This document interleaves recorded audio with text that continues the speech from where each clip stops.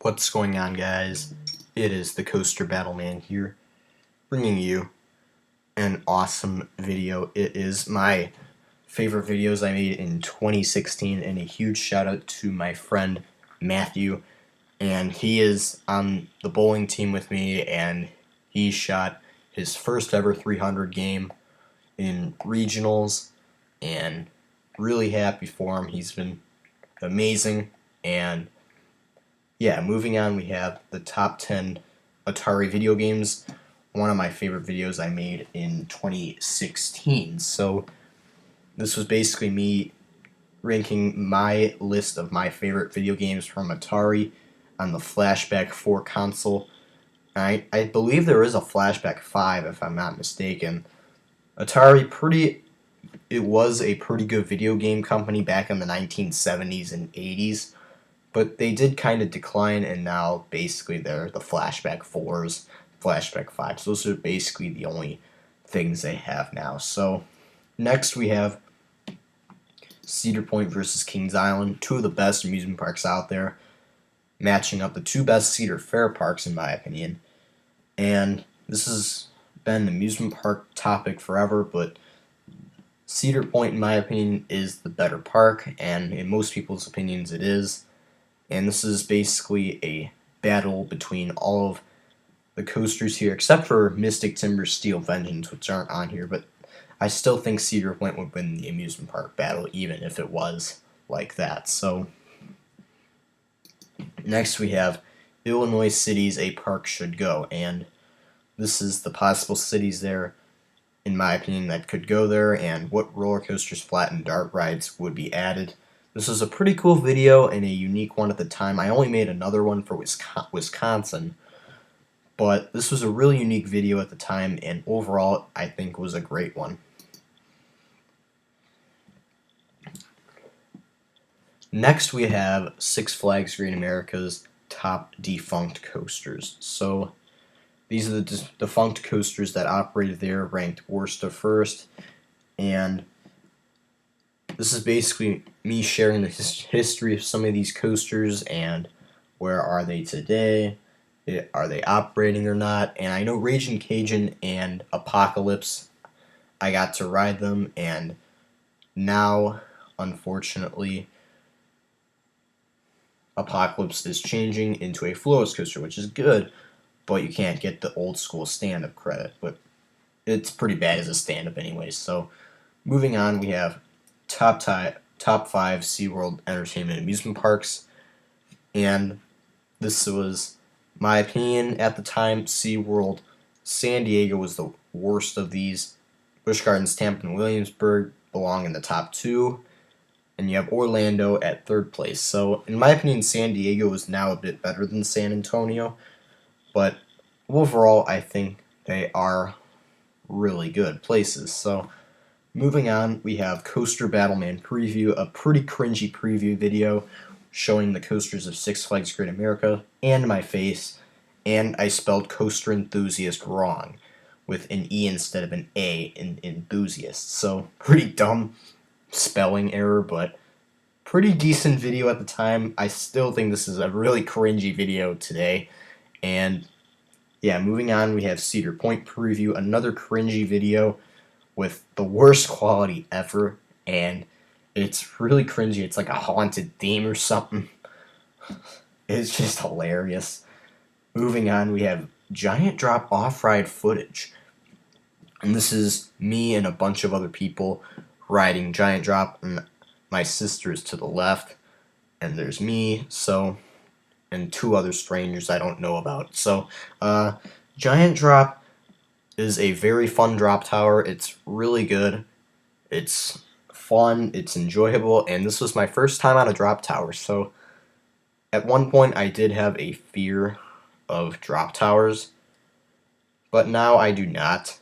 And yeah, drop towers are awesome. So moving on, we have Pool Object Race, Basketball versus Kickball versus Blue Object.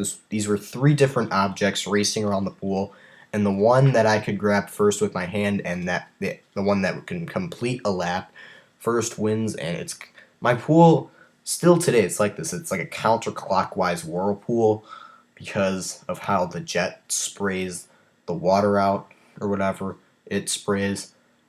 Basically creates that rotation of counterclockwise. So I was able to make a race like that because of this. Moving on, we have what if Busch Gardens Williamsburg got a B&M sit-down looper in 1992?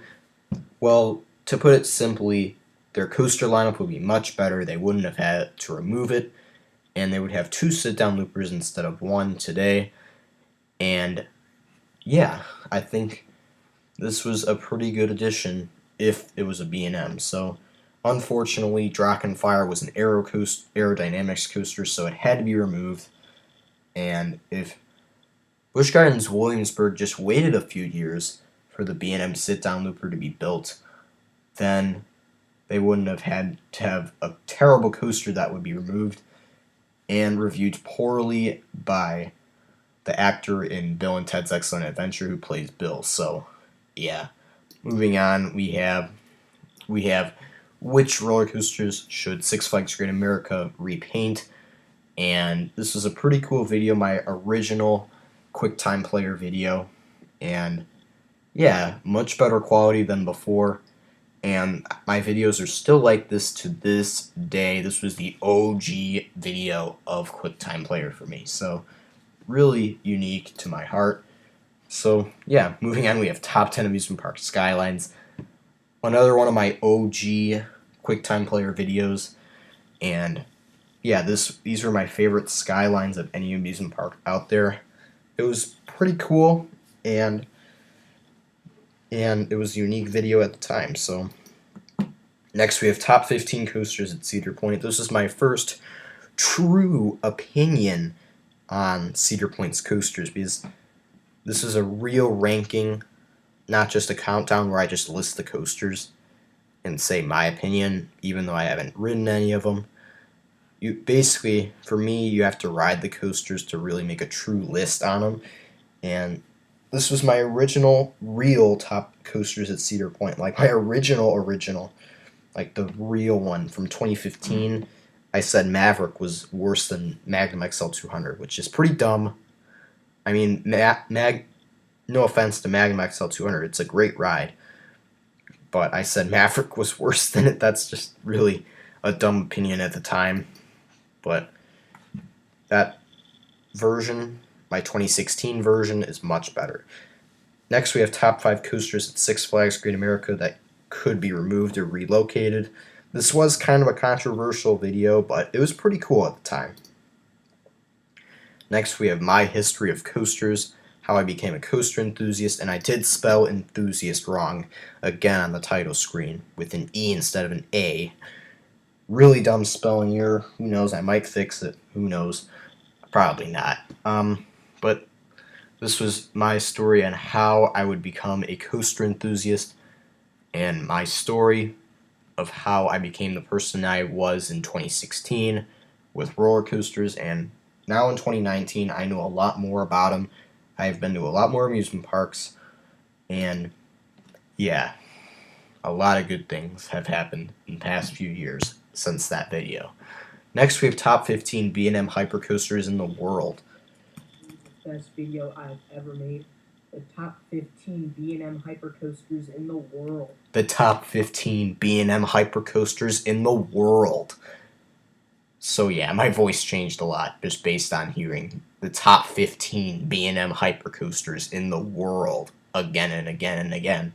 But this was a really good video. It was my opinion at the time, but in my opinion, I think Raging Bull should be lower than Apollo's Chariot, because in this video, well, Raging Bull is actually at the 10 spot, while Apollo's Chariot is at number 11.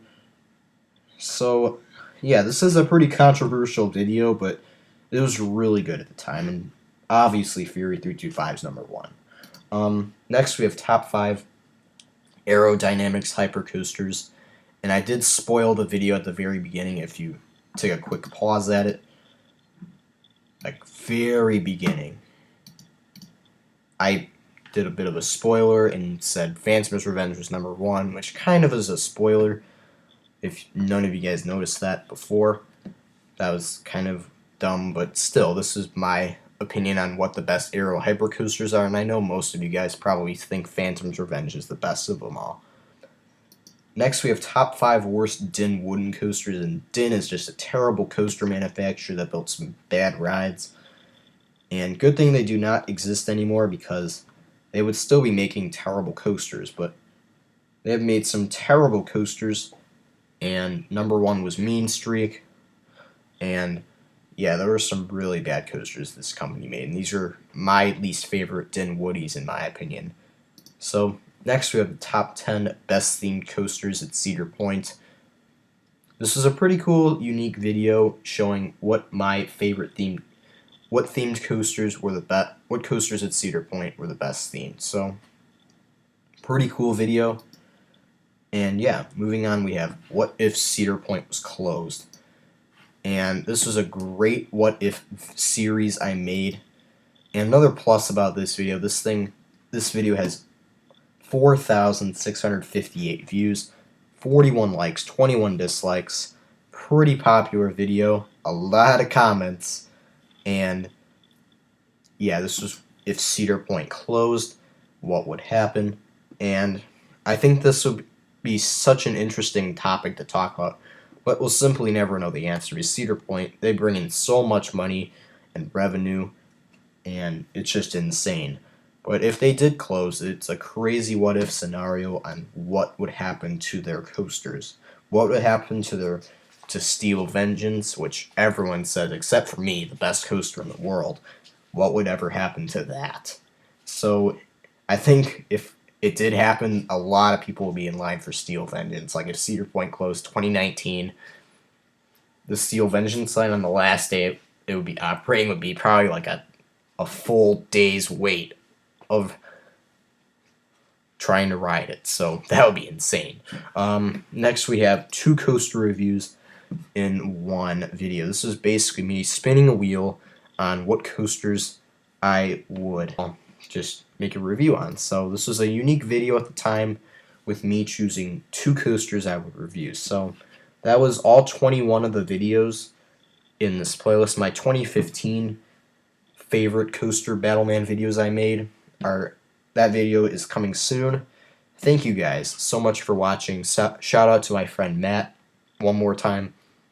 Awesome 300 game from him. And as always, stay tuned for more videos.